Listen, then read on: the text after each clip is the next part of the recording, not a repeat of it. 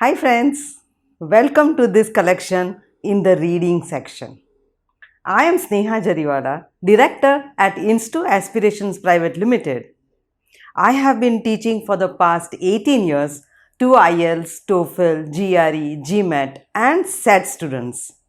In this video, we will study the introduction to the reading section. The SAT verbal has two parts, reading and writing and language. All the questions in the reading and writing and language sections are multiple choice questions. The first part of the SAT test is the reading section. You have 65 minutes to answer 52 questions that are divided across 5 passages. 10 to 11 questions per passage. The reading section in SAT is an evidence-based comprehension task where you have to identify, analyze and infer the information provided. You will be asked to understand the purpose and reason behind the author's choice of words and information provided. You will see the following types of passages: US world literature passages or science passages, history and social studies passages. One of the science and history passages will be a dual passage set where instead of one long passage, you have two shorter passages. Moreover, one or two of the science and history passages will have graphs or charts. If we talk about scores, the SAT verbal is scored out of 800 marks. So the range is from 200 to 800 marks. Each question in reading and writing language test is worth 1 mark. These raw scores are then converted into scored scale of 200 to 800 marks. To time the test, you will have a total of 65 minutes to solve 52 questions. You should spend around 12 to 13 minutes per passage. There is no time limit for solving a single passage. You can go back to questions in the 65 minutes time. However, once the reading time is up, you cannot go back to the section. You should note that the purpose of the reading test is very different from your purpose when you read in school. Here, you do not read to learn or memorize the content provided or to discover new information.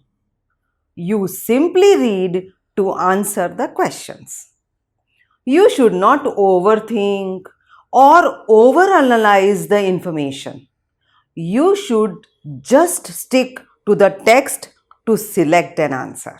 Now, I would like to show you a sample paper, and this is your answer sheet. To solve the reading section, you will need strategies that are similar yet different from writing and language section. Broadly, you may apply order of difficulty, process of elimination, pacing and LOTD to solve questions, letter of the day. But the intricacies will be different. I'll explain in detail. Here, based on your order of difficulty, you can decide which passage you want to solve first. You can first start with a science passage. If you find reading about science topics easier than the social studies and literature ones, this will help you to start off and also get you going. For the process of elimination, all the questions in the reading test are multiple choice questions and each question has 4 options. Out of these 4 options, only one option is correct. Hence, instead of finding one correct answer where three are wrong ones, you should focus on finding the wrong answers and then eliminate them one by one. This way, whichever answer choice remains will be your answer, sometimes even if you do not agree with it. For pacing, you have 65 minutes to solve 52 questions, which might seem enough. However, when you actually solve all 5 passages, some of them may take up a lot of your time. Therefore, you should not only focus on quickly finishing all the questions, but also on accuracy.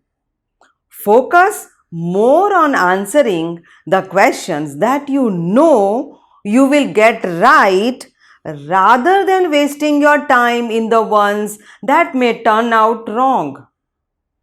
Invest your time on questions which you are good at and letter of the day in the ones that will just waste your time. Still, to explain LOTD in detail, when you leave the most difficult passage to solve at last, you may not get time to attempt all the questions. Therefore, for all the questions that you do not get time to look at, you can select a letter of the day.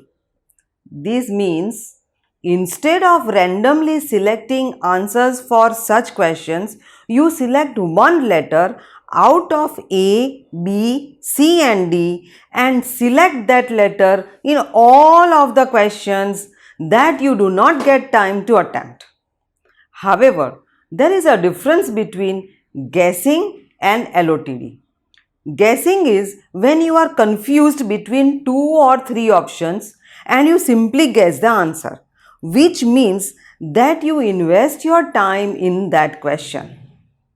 On the other hand, LOTD is when you do not even look at the options and have to fill in the answers.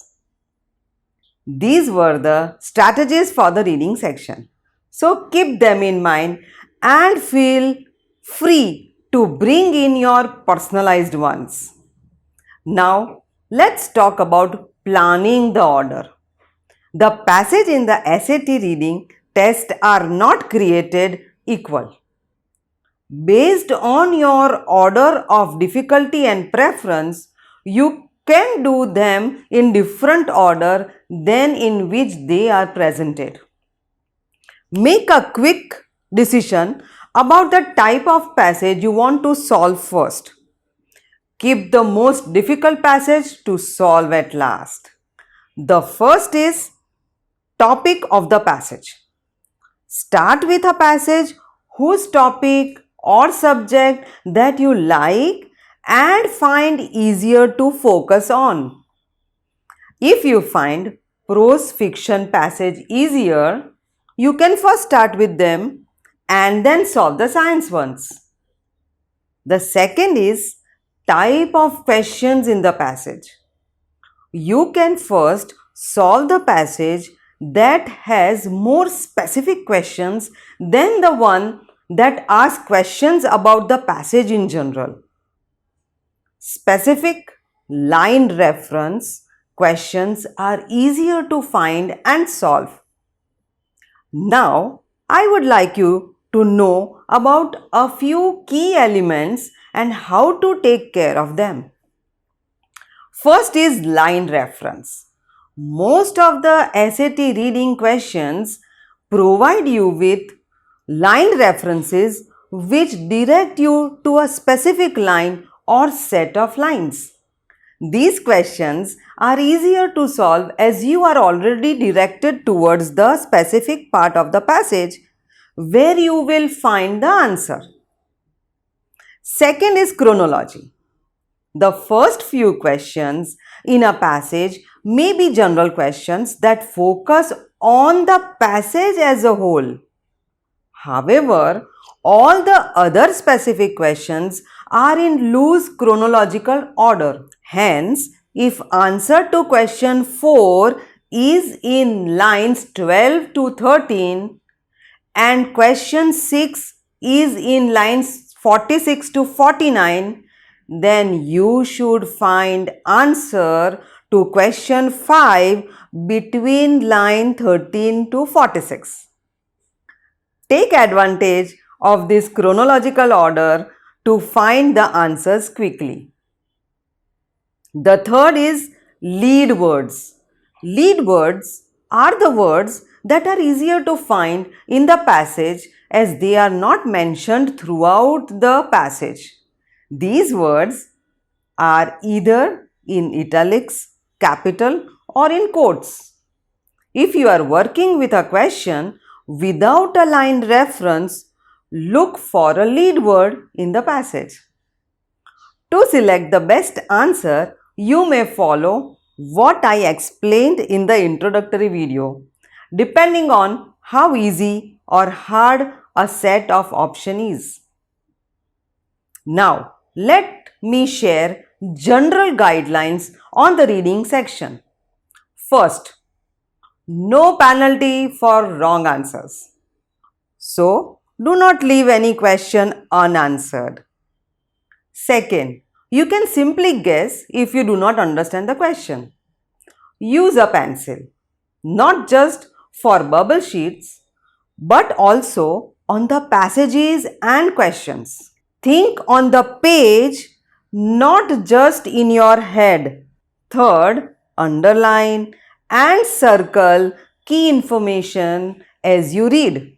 If you miss out one word, you may miss the entire point of what's being implied. Fourth, always stick on the text. Only select the answer choices that are supported by the text. Fifth, if you get stuck, reread the question. However, do not waste time on one question. Use your LOTD and move on. Only in the final test, not while you practice. Sixth, use the basic approach which we will study in the next video. You will come across two types of questions. First is general question. General question asks about the passage as a whole or the overall conclusion or inference. Usually, these questions are the first, second, third questions of the passage. They ask about overall organization, general flow of the information through the passage or primary purpose, overall message, tone of the passage and so on. The second type is, these are the questions that have line references or lead words. These are easier to solve as you are directed to a specific part of the passage. These questions can be found and solved easily. They can be of various types: explicit, implicit, and graphs.